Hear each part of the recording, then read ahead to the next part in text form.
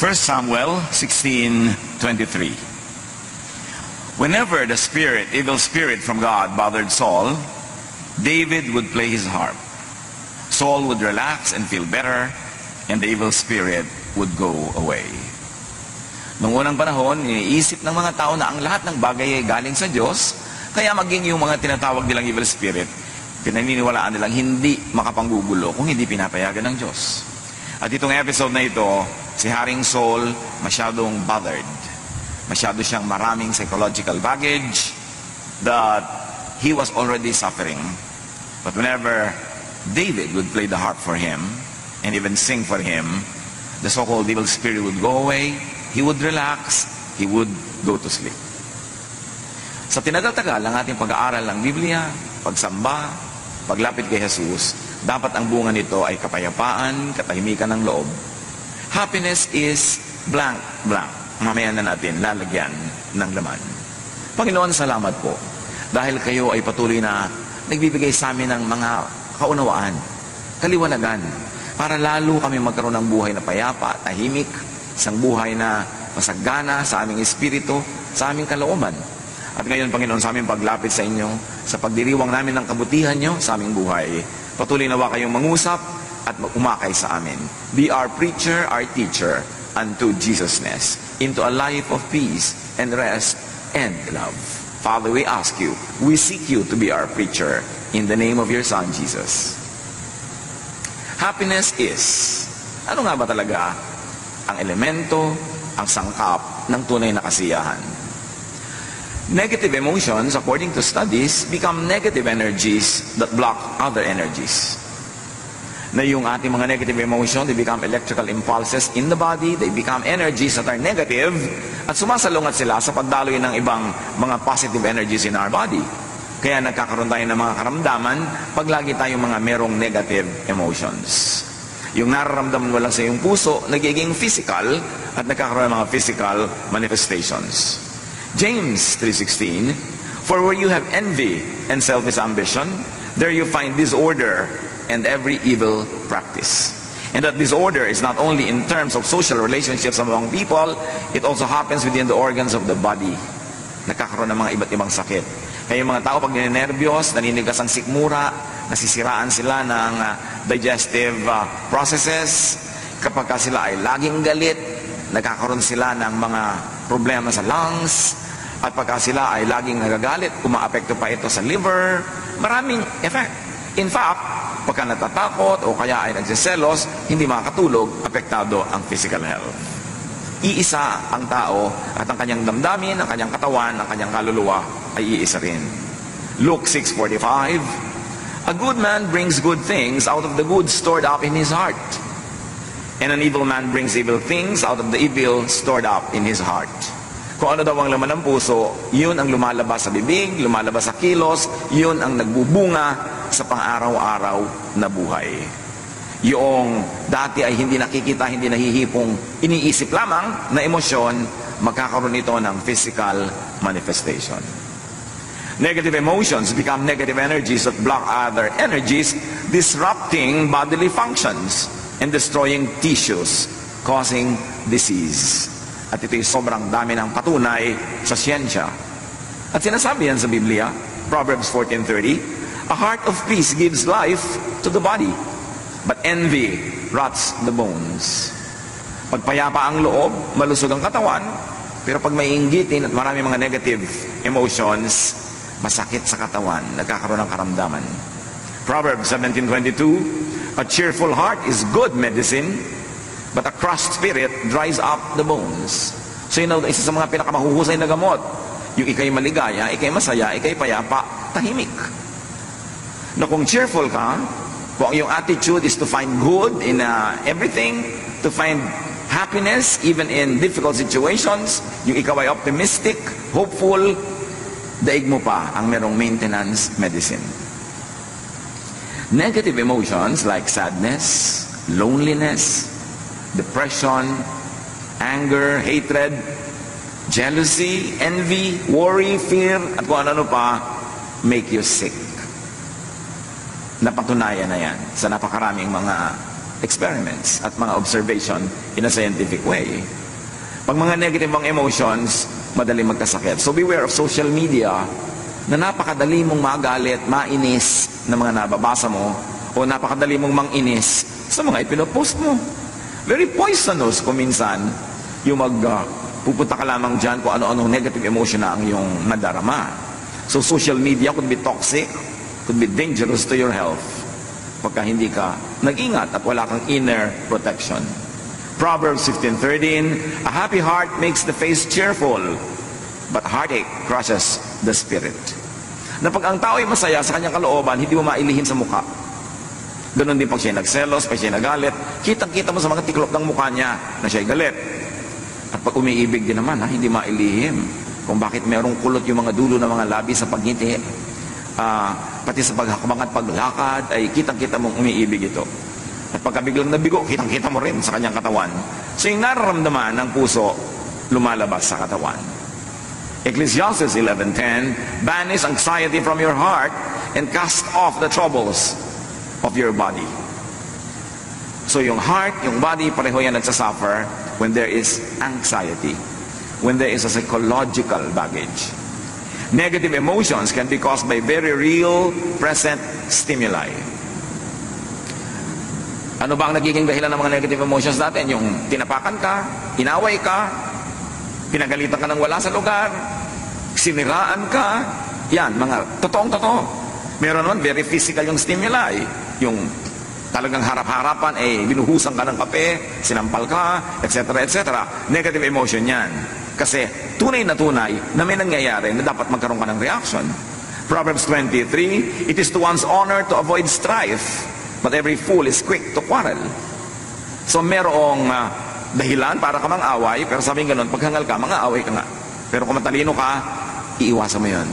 Hindi lamang dahil sa social problems, legal problems, but you will have physical health problems pag nakikipag-away ka.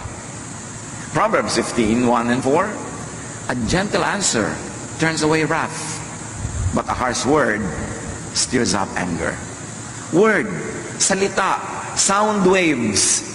Pero pag nadinig ng tenga mo, tataas ang iyong presyon, mapupuno ka ng mga energy para maging matapang at mapang-away dahil lang sa narinig ng iyong tenga. So you see how sound waves affects your brain and how your brain decodes it and turns your body into a warrior.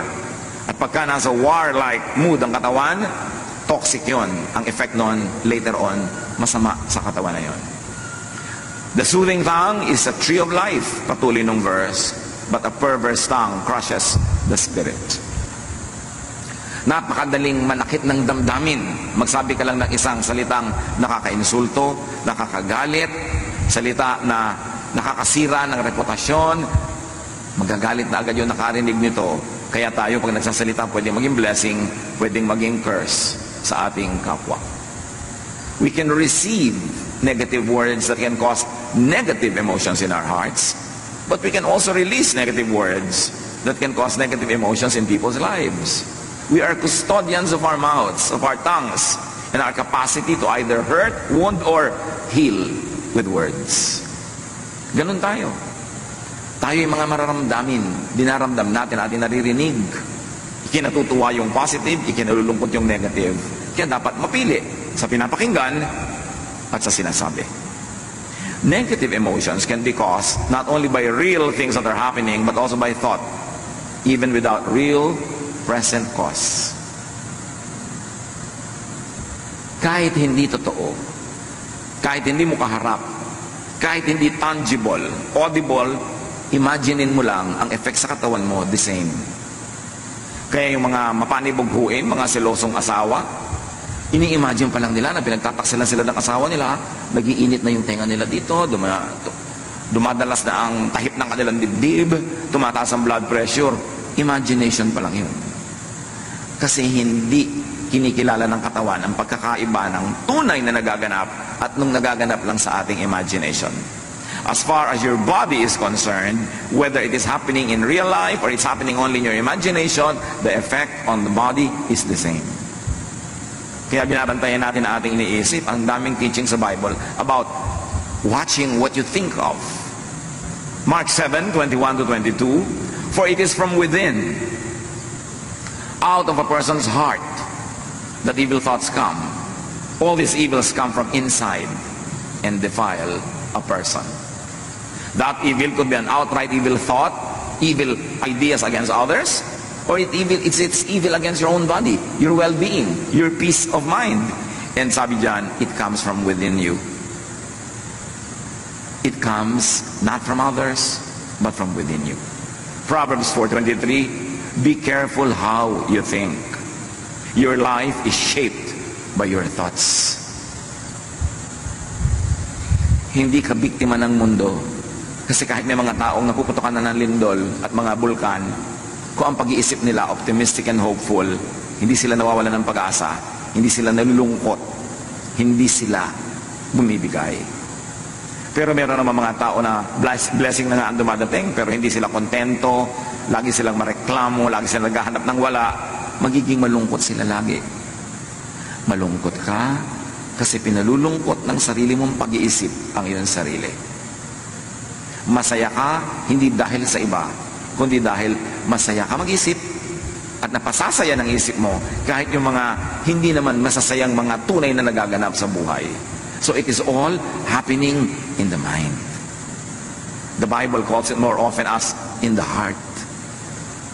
Ang iyong kasiyahan o kawalan nito, ang iyong ligaya o lungkot, depende kung paano ka mag-isip.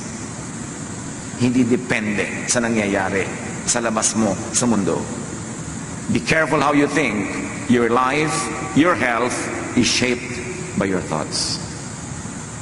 Romans 10:9, if you declare with your mouth, Jesus is Lord, and believe in your heart that God raised Him from the dead, you will be saved. So here, the important message is, belief is thought and word that saves. Na pag nananalig ka, naliligtas ka.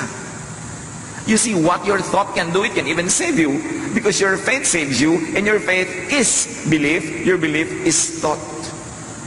You can think your way out of hell, and you can think your way into hell. You can think your way into heaven, into salvation, when you believe.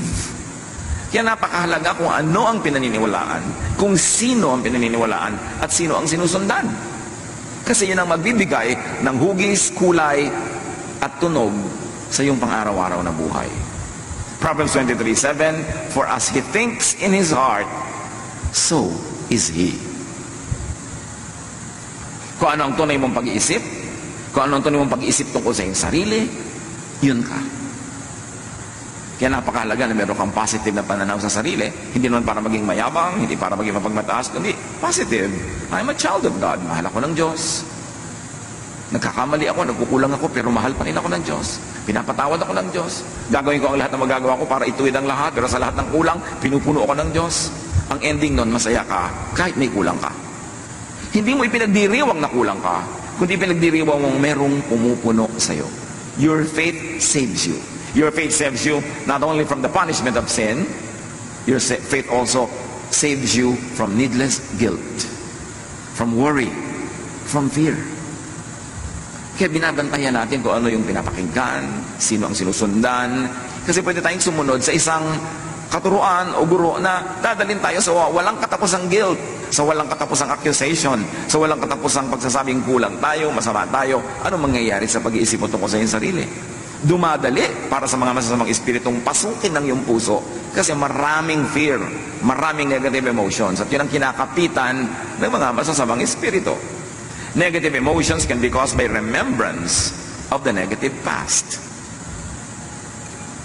Kuminsan, ang saya-saya mo na ngayon, maayos na ang buhay mo, pero maalala mo lang kung paano ka naapi ng bata ka, kung paano ka naabuso, kung paano ka ganito at gano'n, biglang nawawala ang saya mo, nagagalit ka, nagdaramdam, at meron pa, pwede kang itulak niyan para maghiganti, para gumawa ng mali, gusto mga gumawa sa'yo ng mali, sa kadadali ng pag-iisip na yan. Aalisin ka niya sa blessedness, ibabalikan niya sa state of curse. Kaya napakahalaga na yung mga negative past, ipatawad na, patawarin na, hugasan na ng dugo ni Jesus, itago na sa museum, huwag nang ungkat-ungkatin, huwag nang lagi pang bayaan na makaapekto sa buhay natin araw-araw, kasi hindi ka dapat maging bilanggo ng nakaraan, lalo't kung ang nakaraan ay di naman kagandahan. 2 Peter 1:5-9, Make every effort to add to your faith goodness, and may add goodness in thought. And to goodness, knowledge in how to think. And to knowledge, self-control, which we read as thought control. Pag pinipigil mo ang iyong isip, mapipigil mo ang paglago ng mga bagay na hindi karapat-dapat para ikaw ay mapasama, mapahamak. Pag nagsisimula ka na magalit, control your thought. Change the topic. Pag nagsisimula ka na uling lumabas na naman ang kutakot-takot ng mga negative things, control your thought. Because if you don't control your thought will control you. And as you think, you become. Kaya mayroong mga tao, sobrang magagalitin. Wala ka kwenta-kwenta, galit agad. Kasi galit sa mundo. Kasi marami na siyang galit na inipon sa kanyang puso. Para kumbaga sa puso niya, isang baso. Isang patak na lang, puno na, aapaw na. Kaya kahit sino yung makapaglagay doon ng patak na nakaka-irritate sa kanya, aawayin na niya, makikipagagalit na siya. Kahit walang kabagay-bagay. Kasi puno. Kaya dapat yan ipasa Diyos na. Kalimutan ang mga nakaraan na hindi maganda. Yung mga sama ng loob, yung mga itinatanim nating mga tampo, alisin na, kasi lagi kanyang pahihirapan. For if you possess these qualities in increasing measure, they will keep you from being ineffective and unproductive in your knowledge of our Lord Jesus Christ, the knowledge that brings you into peace. True knowledge of Jesus Christ brings you in a state of peace, of serenity, of love. Sayang ang religion na 40 years na, 35 years, 34 years, tapos hindi ka pa rin payapa, hindi ka pa rin tahimik, ang dali mo pa rin matakot, ang dali mo magalit, at ang dali-dali mong mag-guilty na parang wala kang Diyos na tagapagligtas, parang hindi ka mahal ng Diyos. Sayang ang lahat na yung pagpupagod sa mga religious activities. But whoever does not have them is blind, forgetting that they have been cleansed from their past. Tayo'y nalinis na, napatawad na, at meron isang one wholesale paglilinis at patawad. Nung tinanggap mo si Jesus sa iyong buhay, nanalig ka sa Kanya, pinatawad na ang lahat ng daladala mo ngayon, yung kahapon na dadaling pa sa kinabukasan. That's why you have passed from death to life. Hindi ka na dapat laging matakot na araw-araw na naman, nawawala na naman yung kaligtasan mo na yan, kasi nga, you pass from death to life, although hindi dapat gawing lisensya para mamuhay ka ng wild. Pero nabubuhay ka, cognizant of the fact that you're human, that you do your best, but you know that it will never be enough all the time, na sa mga kulang mo, yun ang pinupunan ni Jesus, kaya kami tagapagligtas. That is what Jesus na should bring you into, a life of peace in spite of who you are, in spite of your reality, and in spite of your perfection that manifests every now and then. Hindi ka dapat magpadaya na tuwing nagkakasala ka, nagkukulang ka, eto ka na naman, taga-impyerno ka na naman, kasi minsan lang. Jesus died once for all. Pag na-appreciate natin yung tunay na kahulugan ng grasya ng Ama sa pamamagitan ng anak, magkakaroon ka ng kapayapaan kahit hindi ka naman karapat-dapat, kasi wala sa ating karapat-dapat. Kaya luwalhati ng Diyos yung kanyang pagliligtas sa atin by grace through our faith in the Lord Jesus Christ. Philippians 3:13, dahil sa mga napakaraming nakaraan na mabigat at masakit, one thing I do, forgetting what is behind and straining toward what is ahead. Ganyan daw dapat ang pamumuhay para magkaroon ka ng happiness. Kalimutan mo na yung hindi maganda, yung masakit sa nakaraan, at ang iyong pagsikapan ay yung makarating pa sa napakaraming magandang plano ng Diyos para sa iyo. Move toward what is immediately ahead. Huwag din naman yung too far off. Kasi pag sobrang layo din ng iyong projection, sobrang layo ng iyong iniisip, magwo-worry ka na naman yan.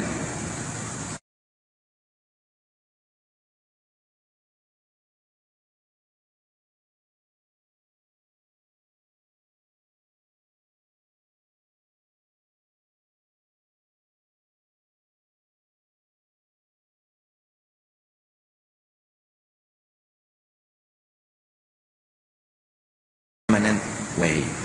And that permanence is not dependent on your performance. It is dependent on the performance of Jesus on the cross.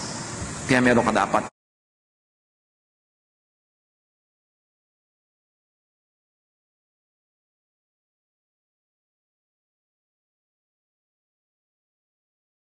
ipasa Diyos ang mga bagay na yan, Imagined, fast-forwarded troubles and sufferings, needs, wants, and poverty, imagined and fast-forwarded sadnesses will make you miserable. Yung kumakain ka pa lang ngayon, iniisip mo na baka bukas wala. Paano ka sasaya ngayon? Ang iniisip mo na agad yung possibility na bukas ay wala. Matthew 6:34, therefore do not worry about tomorrow. Sabi ni Jesus, for tomorrow will we worry about itself. Each day has enough trouble of its own. Ang grasya sa iyo ng Diyos, kasya para sa mga troubles of today. Pero hindi yan para sa troubles of tomorrow. Tomorrow's troubles will be accompanied by tomorrow's blessings. Tomorrow's needs will be accompanied by tomorrow's provisions. But when you divide your provision for today between the need of today and the need for tomorrow, both today and tomorrow, you will have only one half. You will be lacking all the time. May tamang panahon. Hindi naman sinasabing huwag kang magplano para sa future, maging pabaya ka na lang. Pero magtanim ka para sa future, pero pagkatanim mo, diligan mo, ayusin mo, huwag kang mag-worry about it. And then kainin mo yung binibigay ng Diyos para sa iyo today. Proverbs 27:1, do not boast about tomorrow, for you do not know what a day may bring forth. So kung masyadong isipin nyo ang layo-layo pa, kasi hindi mo nga alam kung buhay ka pa pagdating ng oras na yun. Problem tayo sa pa ngayon, nabawasan pa yung happiness mo na dapat for today, lugi ka. James 4:13-14. Now listen, you who say, today or tomorrow we will go to this or that city, spend a year there, carry on business and make money. Why? You do not even know what will happen tomorrow. So meron kang general plan for the future, but you don't become too obsessed with it. May preparation ka, generally speaking, when it comes, but you don't destroy your today worrying about tomorrow. And definitely, you don't destroy your today thinking about the past. Lalo namang walang mangyayari dahil tapos na yun. Thought, remembrance, imagination are read by the body the same way as it does very real and very present stimuli. Yung mga guni-guni, mga gunita, mga imahinasyon, kahit hindi yan nangyayaring totoo, pag iniisip natin, ang interpretation ng katawan natin, totoong nangyayari. Kaya yung katawan, nagre-respond, sumasagot. Kaya kung iniisip mo isang bagay na nakakatakot, adrenaline is released into your bloodstream kahit hindi kailangan. Kaya pag nag-isip ka ng mga bagay na nakakatakot, nakakagalit, mamaya pagod na pagod ka. Kasi yung adrenaline was released into your blood system. At ang ending noon, pagod ka. Bantayan ang iniisip. Yung mga nag-iisip ng problema, at least kung problema ang darating sa future, they suffer at least twice. They suffer now thinking about it, and they suffer pag dumating na yung oras na yun. Isa yan sa mga burdens ng pagmamahal. Pag may mahal ka, ang laging fear mo, baka siya mamatay. So kasama mo siya ngayon, baka siya mamatay. Pero buhay na buhay pa siya. So yung katawan mo nagre-response sa idea na yun. Nalulungkot na siya, nagwo-worry na, tapos bukas baka siya mamatay. Iniisip mo yun. 50 taon mong kasama sa buhay. Isipin mo, 50 taon mong iniisip mo baka siya mamatay. So pag namatay na talaga yan, doon ka ngayon magre-respond na naman ng totoo. So 2 beses ka nag-suffer. Before and during. And the before could be a lot of days, a lot of years. Ang dami natin laging iniisip. Kaya kung minsan yung iba, nasa bakasyon, iniisip na ko pag uwi ko, baka marami kong problema. Huwag mo naman naisipin pag uwi mo na. Kasi nasa bakasyon ka, hindi ka nag-enjoy. Yung problema, ang iniisip mo, pagdating mo may problema nga, 2 beses ka nag-suffer. Paano kung pagdating mo walang problema? At least you suffered already once, imagining it. Yung pala naman, hindi mangyayari. Mga anak ng Diyos, isa yan sa mga dapat nating mapagsanayan, to control our thoughts. Kung saan mo pinapayagang dalhin ka ng thought mo, doon niya dadalhin ang katawan mo, ang kalusugan mo, ang ugali mo at ang asal mo. The body reacts accordingly to your thoughts. Kaya tingnan mo, pagka ikaw ay seloso sa iyong mahal sa buhay, o selosa ka, kahit wala siyang ginagawa, inaaway mo na. Kahit wala siyang ginagawa, hindi mo man awayan, nakasimangot ka. Pag uwi, nakasimangot ka, wala kang gana. Kasi inimagine mo, meron siyang kalaguyo kanina sa mall. Imagination mo pa lang yun, pero naapektuhan na yung asal mo. Ibigyan mo asawa mo ng kape, malamig. Bakit malamig, dear? Pag-initan mo, di ba? Bakit ka ganyan? Kasi ini-imagine ko may kasama ka. Yung ganon. Pero hindi mo naman siyempre aaminin na may ini-imagine ka. Ang masama nun, yung wala naman pala, nagdusa ka na. Ngayon, kung meron talaga, sabi mo, Pastor, paano kung meron talaga? Doon ka lang magdusa. Pag nalaman mo na. Pero hindi mo pa alam, nagdudusa ka na. Di ba lugi ka niyan? Na paano ko po mapaghahandaan? Wala naman talaga nakakapaghanda sa ganyan. Meron ba talagang napigil pagka gusto? Naku, hayaan mo. Gumawa ka ng buhay mo, masaya ka, productive ka, para kung sakali mangyari yon, hindi ka pilay na pilay na pilay. Yan ang sinasabing, maganda ka sa future, pero don't be obsessed with the future. Yung paano po kaya pagka nagluko yung asawa ko, mga 10 years from now, ngayon in love sa akin, pero ang dami ko na pong nakitang pagkatapos, iniiwan yung asawa, ano pong paghahanda ang gagawin ko? Mag-gym po ba ako? Magpapasexy ako? Magpapaganda ako? Ang dami magagandang iniiwan pa rin. Gusto mo maghanda? Pero ipanalangin mo huwag matuloy. Maghanap buhay ka. Kailangan may pera ka. Para pag iniwan ka, hindi ka gutom. Ngayon, hindi ka iniwan, di doble pera nyo, masarap. Dapat nakahanda ka, hindi yung negative na puro fear, wala ka namang ginagawa. Imagine, and you will feel. Imagine in your body experiences very physical effects of thought. Kaya yung halimbawa, matatakotin. Sa gabi, ayaw matulog mag-isa, ayaw patay ang ilaw. Sa kabilang kwarto, meron kang isang kasambahay doon na tahimik at masarap ang tulog, ikaw hindi. Bakit? Anong pinagkaiba? May multo ba sa kwarto mo? Sa kanya wala. No. Magkaiba kayo mag-isip. Tinatakot mo ang sarili mo. Naku, amoy kandila. Mabuti nalalayo ang mga lamok. Mayamang. Huwag ka matakot sa mga ganyang bagay. Paano mo kinokontrol ang isip mo? O ikaw ang kinokontrol niya? Your body suffers, gets tired, and gets sick. Ayon sa opinion ng maraming mga health practitioners, napakaraming sakit ang aalis sa katawan natin kung positive lang tayo mag-isip. Kasi kung ikay laging takot, laging galit, bumababa ang immune system mo. May dumadaan lang na hatching ng kapwa, may sakit ka na rin mamaya. Kasi negative ang attitude mo, galit ka. Mahirap daw tablan ng mga sakit yung masasaya. At may mga experiments sa mga hospital observation, yung mga cheerful patients, mas mabilis tablan ng gamot ng mga protocol sa ginagawa sa kanila kaysa yung mga taong naging negative. Kaya itong maraming dalaw, lalo yung mga dalaw, nag-aabot-abot ng mga pera, may daladalang prutas, mas mabilis gumaling. Pero yung may dalaw ka nga, tapos kakainin nila yung pagkain, nabutan nila sa kwarto mo, nabibinat ang may sakit. Kasi emosyon mo, nakaka-apekto talaga. Yung doktor, dumadating pa lang, sasabihin, mukhang bang kayo doktor na ito, hindi ko mapapagaling. Paano katatabla ng administration niya? Negative na yung iniisip mo agad. Kaya may tinatawag na placebo effect. Isang grupo ng pasyente, pinainom ng gamot na hindi naman talaga gamot, kunwari lang. At yung isang grupo, pinainom din ng gamot na yon. Yung mga naniniwala na gamot yon, nanggalingan. Kahit hindi talaga gamot yung ininom. Kasi yung pananalig mo, yung pag-iisip mo, takes command of your body. That is the part of us that was made in God's image. There's power in our thought. There's power in our words. Kaya iniingatan din natin ating mga salita na hindi laging negative. Because by saying many negative things, we're actually praying in the negative. But saying very positive and encouraging and beautiful things actually are prayers. Even without the amen ending, prayer ang lahat ng iniisip at sinasabi ng tao. Hindi dinidelineate ng heaven yung statement, yung mura, yung prayer na formal at yung iniisip. Pare-pareho lang yung nagre-register. Kaya bantayan. Fix your sight, your attention, your thought on Jesus. Nagkakasala ka, nagkakamali ka, fix your eyes on Jesus. Not to abuse His kindness, but to lovingly and gratefully receive His grace.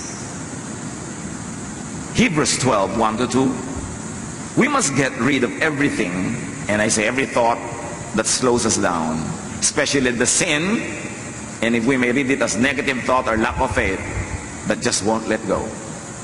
And we must be determined to run the race that is ahead of us. We are reading the verse in the context of our topic because it could be read many ways. Dahil napaka-general and universal ng mga ideas that can find many applications in daily life. So we must get rid of every thought that slows us down, especially negative thought, lack of faith, na ipinagpipilitang maghari sa ating isip. We must keep our eyes on Jesus, who leads us and makes our faith complete. Colossians 3:2, set your mind on things above, on what brings peace, not on earthly things, or on what brings vexations and trouble. Psalm 94:19, when anxiety was great within me, your consolation brought me joy. You see, what do you focus on? Sabi ng Psalm 94:19, Nung ako'y binabagabag ng mga alalahanin ko, ang pag-iisip ko sa inyo, ang pagtuon ng isip sa inyo, ang pagbibigay nyo ng ginhawa sa aking kalooban, ang siya ko nagiging lakas. So kanino ka nagpo-focus? There's the problem, but there is God. There is our weakness, but there's the strength of the Lord. There is our impurities, but there is the purifying work of the Lord Jesus Christ. Saan ka titingin?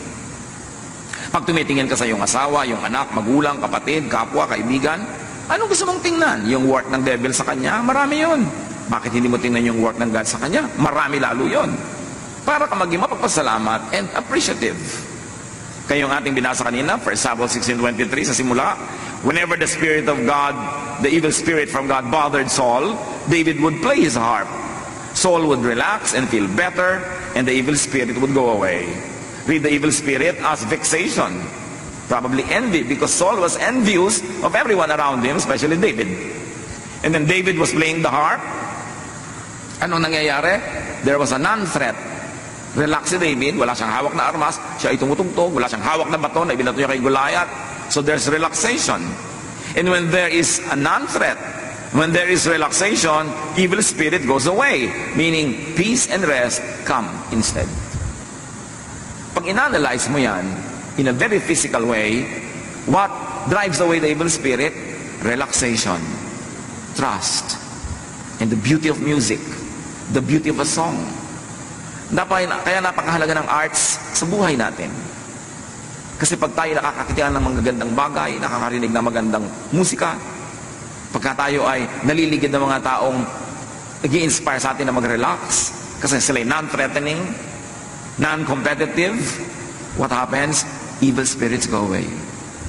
Whether those spirits are actual spirits or emotions that are very, very negative, that poetic writers of the Bible call evil spirits. Whether they are real evil spirits or symbolic, the same effect happens. When you relax, your demons go away. Kaya sa lifestyle natin, maganda naman na tayo ay busy, maganda na tayo productive, maganda na tayo maraming ginagawa, pero dapat marunong ka magpahinga. Kasi pag hindi ka napapahinga, pinamumugaran ng mga masasamang espiritu ang iyong utak. Kasi yung kulang ka sa tulog, kulang ka sa pahinga, madali ka magalit, tapos nagsiselos ka pa na inggit sa iba, kaya dali-dali mong akitin ng mga masasamang espiritu para pumasok sa isang magulong pag-iisip. At habang gumugulo yan, lalong dumadali sa kanila, naguluhin ka pa ng guluhin. That's why that trend has to be reversed. The cycle has to be escaped from, the cycle of negative feeling and negative ideas, at gawin itong positive. Romans 8:6, the mind governed by the flesh is death, but the mind governed by the Spirit is life and peace. Mind. Our mind is the biggest battleground. Pag natalo ka na sa loob ng isip, matatalo na ang iyong katawan, matatalo na ang iyong ugali, matatalo na ang ginagawa mo sa labas, at pakikitungo sa iba, talo ka na. Ang nananalo sa spirit, sa isip pa lang. Our battle is not against flesh and blood, but against powers, against principalities in the air, or if you like to say it, principalities and powers in the brain, in the mind. Yung mga umaagaw sa atin, sa ating pag-iisip, sa ating value system, sa ating behavior. Negative emotions make the body go in fight or flight mode, marshalling and expending precious energy, and they cause stress, imbalance, illness, and damage to the body. Mga kapatid, kung meron sa ating sakitin, may dumaan lang na ibon, may sakit ka na. May konting alalahanin lang, sobra ka nang inuubo, laging masakit ang ulo, masakit ang bewang, masakit ang paa, masakit lahat.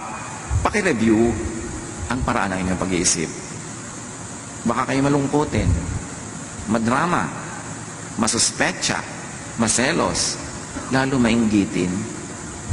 Napakarami mga mainggitin, lagi may sakit. Hindi nakakapagtaka yun. Kasi ang inggit, parang anay yan na kumakain sa loob ng iyong puso. Magkakasakit ka. Hindi ka pwedeng mainggitin na hindi ka nagkakasakit. Kasi pagka tuwing umaasenso yung buhay nyo ng kapwa, sumasama ang pakiramdam mo. Mayroon nga mga Korean na nagsabi, because of their excessive progress or so-called materialism daw ngayon, Whenever the house of your neighbor gets an extension, you have a heart attack. Dahil nagkakaingitan. Meron sobrang kompetisyon. Pag ikinalulungkot nyo ang pag-asenso ng kapwa, kakasakit kayo. Pagka gusto nyo masama ang mangyari sa kapwa, bago pa makarating sa kanya yung masamang thought, nasa loob na ng isip nyo, mangyayari na yun sa inyo in many ways. Anger, jealousy, envy is like acid. It destroys its container before it could destroy others. Kaya bantayan natin ang ating isip kung ano yung pinaglalagay natin dyan. Kasi dyan nagsisimula ang ating sakit o paggaling. Importanteng kontrolin yan. James 4:1, what causes fights and quarrels among you or within you in your person? Don't they come from your desires, from your feelings that battle within you? So you see, feelings that battle within you cause a lot of imbalance and it will cause a lot of problem. Isaiah 40:30-31, even youths grow tired and weary, and young men stumble and fall. But those who hope in the Lord will renew their strength, will renew their thought, will renew their emotions, because those whose thoughts are in the Lord become well. They will soar on wings like eagles. They will run and not grow weary. They will walk and not faint. At ano lahat ang source nun? When you hope in the Lord. When you are positive. When you believe, you will have abundant, even above normal strength. You will run and not be weary.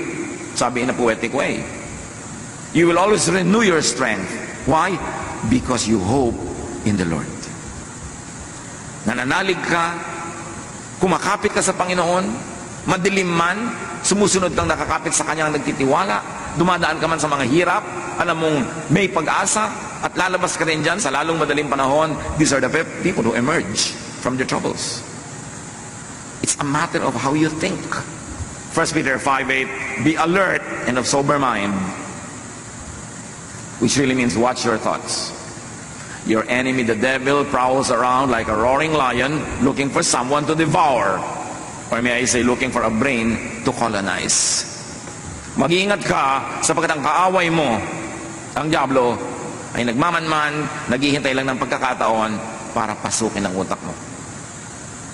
Para ka bigyan ng doubt, para ka bigyan ng galit, bigyan ng inggit, bigyan ng kung ano-ano, para masira ang diskarte mo sa buhay at masira niya ang iyong katawan, ang iyong ugali, ang iyong relasyon sa mga tao. Sunod-sunod na yan, chain reaction. The mind is the devil's target. It is where the devil likes to dwell and rule. Kaya pag sinabi natin, thy kingdom come, thy will be done on earth as it is in heaven, we are saying, Lord, rule in our minds. Rule in our thought life.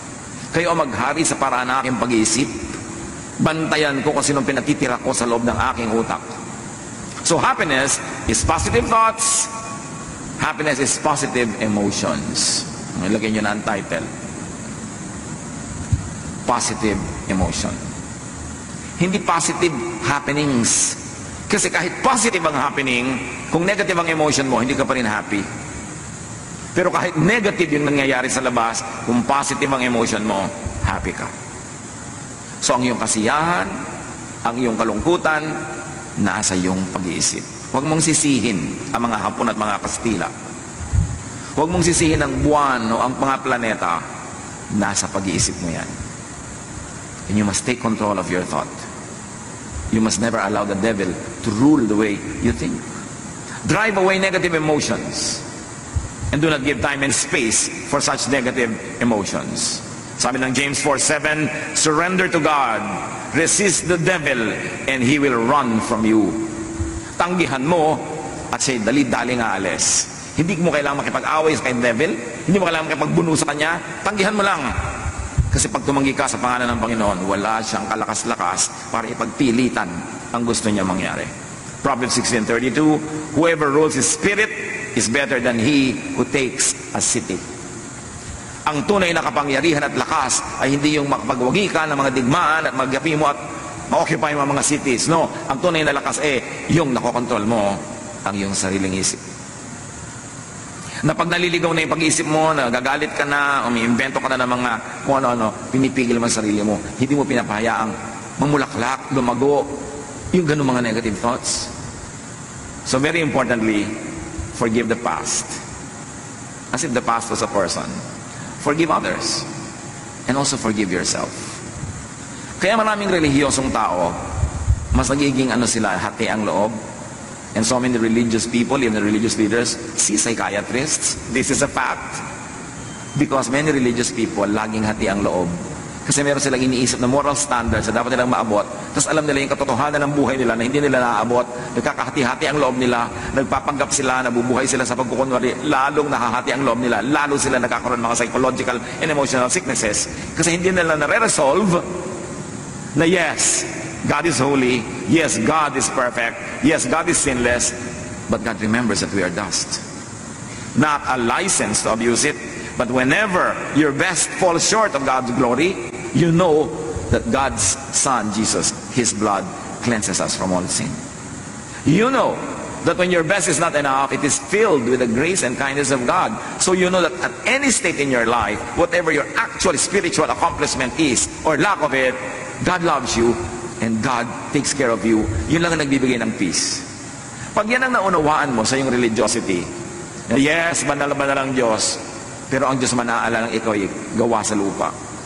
Natatanggap mo yun. Hindi mo inaabuso, hindi mo ginagawang lisensya para sinasadya mo ng magkulang, pero alam mo sa iyong mga pagkukulang, pinupuno ka ng Diyos, doon ka lang matatahimik. Kaya pag hindi naintindihan ng tao yung Jesusness, the love of Jesus, at i-misinterpret na yon as a wrong teaching, encouraging sin, which is of course not what it should be, pag hindi nyo yun naintindihan, magiging pabigat lang sa kanya ang religious belief. Magiging pabigat sa kanya ang religious membership and even a religious ministry. Kasi laging mahahati ang loob niya sa katotohanan tungkol sa kanyang sarili na alam niya at sa napakataas na pamantayan na pwede inaabot ng marami, not realizing the grace of God makes us accomplish that through Jesus. So ano dapat ang effect? Nakikita natin sa kasaysayan, napakarami mga depressed people pero religious. Napakarami mga pagkukunwari, pagbabalat kayo. Kasi ang hindi nila nauunawaan, aside from God is holy, is that your faith by the work of Jesus makes you holy. That it fills all the kulang. Pero lagi kong idinidiin na hindi yung lisensya. Para huwag ka na gumawa ng tama, puro mali na lang. No. Sa pagsisikap mong paggawa ng tama, kulang at kulang pa rin yan. God remembers that we are dust. That's when the grace of God is your shelter, is your protection. And when you understand that and live in the spirit of peace and rest because of the work of Jesus, that's when you can have peace. Doon ka matatahimik. At yun ang pangako ni Jesus, my peace I give to you. Come to me, I'll give you rest. Paano ka magkakaroon ng peace and rest kung lagi kang uusigin ni Jesus dahil may kulang ka? Kundi, no. The blood of Jesus cleanses us from all sin.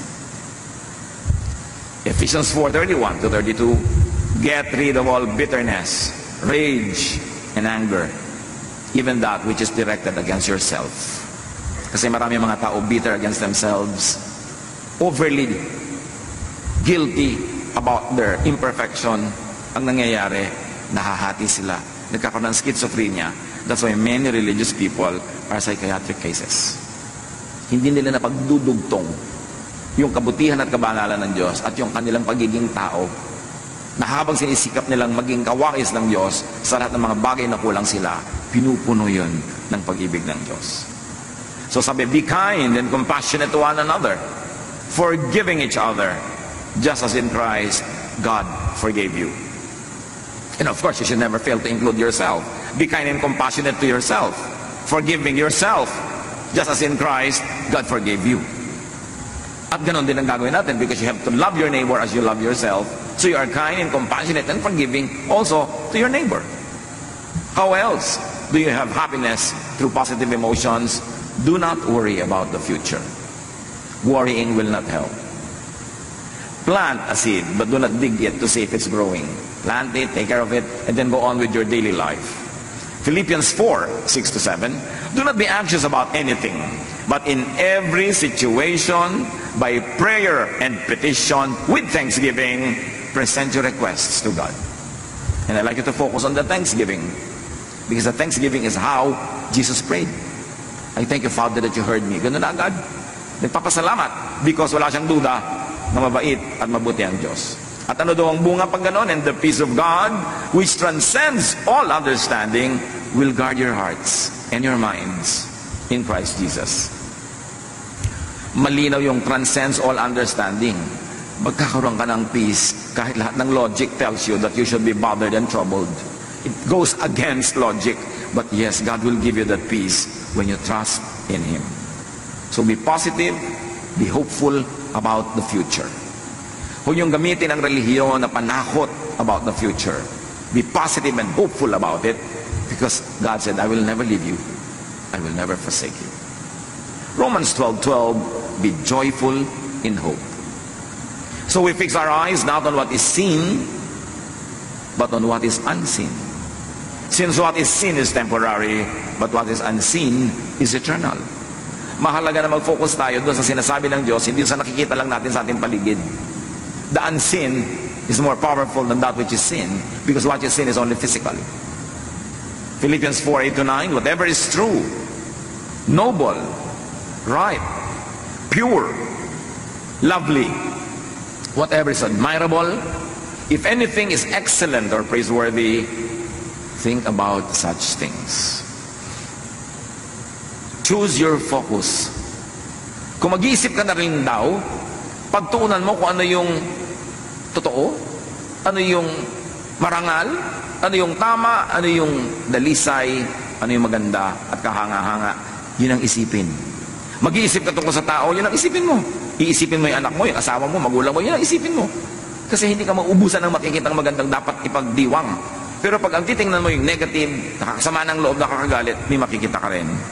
So it's not a matter of what is there, but what you choose to see. That is what you will see. Sabi, and the God of peace will be with you. Pagka marunong kang pumili ng pagtutuunan ng pansin, ng usapan, ng iyong imagination, piliin mo kung ano yung nagpapasaya sa'yo. And the God of peace will be with you. Very importantly, to be happy, live in the now. Not in the past, not in the future, in the now. Yung needs mo now, meron yung provision. Yung needs mo in the future, pag inisip mo ngayon, magwo-worry ka. Lalo naman yung mga needs mo in the past na pinagluluksa mo pa hanggang ngayon, paano kailan ka makakalaya mula doon? Psalm 1:18-24, this is the day that the Lord has made. We will rejoice and be glad in it. This is the day we will be glad in it. I will not worry about tomorrow. I will not mourn about the past. I will live in the now. Because God's provisions for now is all more than sufficient for now. Lamentations 3:22-23, the steadfast love of the Lord never ceases. His mercies never come to an end. They are new every morning. Great is your faithfulness. So the love of the Lord is new every morning. The mercies of the Lord are new every morning. The provisions of the Lord are new every morning. So tomorrow morning, you will receive those provisions. Don't worry about it now. Let others also enjoy positive emotions. Set others free to enjoy positive emotions. Meaning, huwag kang mamang-asar. Huwag kang manggalit. Huwag kang manginggit. Huwag kang gumawa ng mga bagay na ikaiinis, ikagagalit ng iyong kapwa. Maawa ka rin sa kanya. Kasi bawat tao, survivor. Hindi mo alam kung anong pinagdaanan niya kahapon. Hindi mo alam kung anong pinagdaanan niya kahapon, nung nakaraang taon, nung nakaraang 10 taon. So payagan mo naman siyang sumaya ngayon. Kung pwede mo siyang huwag guluhin ngayon, huwag mo na siyang guluhin. May namatay, halimbawa, alas 9 ng gabi, malayo yung namatay, kailangan mo pa talagang sabihin doon sa mga tao today, mismo ngayon, namatay si ano, hindi na sila makakatulog buong gabi, ba't yun nilang bukas? Total patay na. Hindi naman sila yung embalsamador. Hindi naman sila yung aayos ng mga arrangement. Ibabalita mo pa ngayon, maawa ka naman, patulugin mo na lang bukas na ng umaga, pwede ba? Kasi wala na namang maiiba eh. Hindi lang siya makakatulog buong gabi. Meron tayong mga komisan, makapagsalita ka lang, makapagbalita ka lang. Alam mo na makakagulo sa kapwa, pwede namang i-delay pa, ibibigay mo na agad. That's unkind. Unless stakeholder yung tao, unless yung kanyang immediate attention and knowledge of it would change and make things change for the better. Pero may mga bagay na ipinagpapabukas na. Kasi naaawa ka doon sa taong hindi na lang makakatulog ngayon. May mga bagay na hindi mo na ikinukwento. Yung mga, alam mo ba, doon sa kabilang mesa, pinag-uusapan ka, ganito ka daw, ganon. Ano magagawa niyo doon sa mga matatabil na dila na yon? Tapos itong tao masaya, gagalitin mo, mawawala yung saya niya dahil pinaadating mo sa tenga niya yung mga nakakagalit na bagay na malaman man niya at hindi, cannot change the universe. Ibabalita mo lang sa tao yung negative kung nanganganib ang kanyang buhay at meron siyang dapat gawin para maligtas o meron siyang pwedeng magawa para ayusin ang situation. Pero for the sake of just being informed, maawa ka sa tao na kung minsan sandali na lang siyang sumasaya, bihira na lang ang panahon na siya ay makapahinga, bubuhusan mo pa ng mga bagay na negative, yung isip niya, balik na naman siya sa gulo. We should be kind to one another. Hindi yung ma-unload mo lang yung problema mo, ay naku, salamat naman, gumaan ang loob ko. Nasabi ko sa iyo, oo nga kasi loob ko ang bumigat. Gumaan nga ang loob mo at may expense. May mga ganun, huwag kang pagaan ang loob mo, tapos ibubunton mo lang sa iba. O kaya, hindi rin naman gagaan yung loob mo, bubuntonan mo pa siya, idadamay mo pa. Ang dami-daming pinagdurusan ng tao. Kung kaya mo na huwag nang dagdagan pa yon, huwag mo nang dagdagan. May mga tao na yung sinasabing the straw that broke the camel's back. Alam niyo mga camel, kinakargahan niya ng napakaraming mga damo na binubuhat niya. Takala ng tao, ang lakas-lakas niya. Meron naman nagdagdag ng isang straw na lang, natumba na yung camel. Kasi isa na lang pala ang idadagdag mo, tutumba na siya. At sa buhay natin, ang mga kapatid may ganun. Yung bang ang dami mong dala, ang dami mong lungkot, ang dami mo nang alalahanin. Kung pwede lang sabihin sa mga tao, please, kung may sasabihan ka na magdadagdag ng lungkot ko ngayon, huwag na muna, hindi ko na kayang madagdagan to. Baka masampal na kita. Kahit hindi ikaw ang may kasalanan, nadidilim na kasi ang isip ko. No? So, please lang, huwag muna akong dagdagan ngayon. Mga kapatid, makiramdam naman tayo. Makiramdam tayo. Lalo itinetext mo lang yung problema. Naiinis ka sa kapitbahay mo, ite-text mo pa doon sa pinsan mo. Hindi mo alam kung ang dami na niyang dala ngayon eh, dadagdagan mo pa. Hindi mo pwede sarilinin mo na lang yung inis mo sa yung neighbor. Ba't kailangan mong ipasa? Be kind. Luke 17:3. If your brother or sister sins against you, rebuke them. Sino daw nire-rebuke? Kung sa'yo talaga nagkakasala. Aba, nakatapak yung paa niya sa'yo, ang bigat-bigat ng bakya niya. Rebuke them. Kasi ikaw yung natatapakan. Pero hindi naman ikaw yung naapektuhan, hindi ka sa kanya nagkakamali. Huwag kang mag-rebuke na mag-rebuke. Akala naman natin, kung churchmate mo, rebuke ka na lang rebuke. Sabi, if your brother or sister sins against you, yung ikaw talaga ang directly, significantly affected and damaged, rebuke them. And if they repent, forgive them. Pero hindi ka rin rebuke ng iba na hindi naman siya sa'yo nagkakasala. Hindi ko mo, member mo rin ng the same church or fellowship, ikaw na to si Mrs. Madam Rebuke, si Mr. Rebuke, na pinapabigat mo ang damdamin ng mga tao, imbes unahin mo muna silang tulungan. Help others have and enjoy positive emotions. Kasi marami nang dala ang kapwa. Romans 15:2, each of us should please our neighbors for their good, to build them up. So stop scaring people. Stop making others worry. Stop provoking others into negative emotions. Kung hindi kailangan, huwag na tayong manakot, huwag na tayong manggalit, huwag na tayong magdamay, kasi ang mga tao marami nang dalahin. Jesus wants you happy. Pero mangyayari lang yon pag sumunod tayo sa paraan ng pag-iisip niya. Forgive, forget the past, be hopeful, be positive, be filled with love, and that is the way to happiness. Pag hindi tayo masaya, mga kapatid, tayo ang 99% na dahilan. Paraan ng pag-iisip, paraan ng ating ugali. At remember, kung tayo mga masasakitin, reviewin ninyo ang inyong pag-iisip, mga kapatid, ang ating mga emotion, because mind over matter talaga yan. And Jesus wants you well. That's why be changed by the renewing of your mind. Panginoon, salamat. Salamat po dahil kayo ang aming doktor at kayo nakakaalam ng unang dapat gamutin ay aming isip. That is really mind over matter. Gamutin ang paraan ng pag-iisip namin. At nasa ngayon, with positive thoughts, our bodies are aligned with the energies that come from heaven. Our immune system becomes stronger. We are able to absorb in a better way all the food that we eat. At Panginoon, aming katawan, sumusunod sa aming isip. Turuan niyo kami maging watchful in the way we think. Pagbulay-bulayan natin mga kapatid, ang very personal application nito sa ating mga buhay.